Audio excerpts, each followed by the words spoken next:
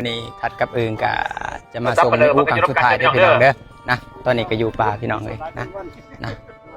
เราก็อยู่ตรงหน้านี่พี่น้องแต่บ่กล้าถ่ายให้พี่น้องเบิ่งนะเพราะว่ามันเป็นสิ่งที่บ่ดีพี่น้องเป็นสิ่งที่บ่งามก็เลยบ่กล้าถ่ายเนาะก็เลยอยากมาอวยพรมื้อนี้ก็ขอให้คุณยายมีไปสู่สุคติเด้อไปสวรรค์สันตะเด้อยายเด้อขอให้คุณยายนะบ่ต้องห่วงลูกหลานขอให้ไปสู่ปกติเด้อยายเด้อนี่เป็นครั้งสุดท้ายที่มาส่งคุณยายได้พี่น้องเพราะว่าคนไฟมาหลายเด้อกับอึ้งก็บวชให้แม่ยายเนาะแล้วก็ขอให้ยายมีสุขภาพเข้มแข็งขอให้ยายไปสู่สุคติพี่น้องเลยขอเป็นกำลังใจเด้อพี่น้องเด้อขอให้ทุกคนเป็นกำลังใจให้เด้อพี่น้องคนดูก็สู่ต่อเนาะส่วน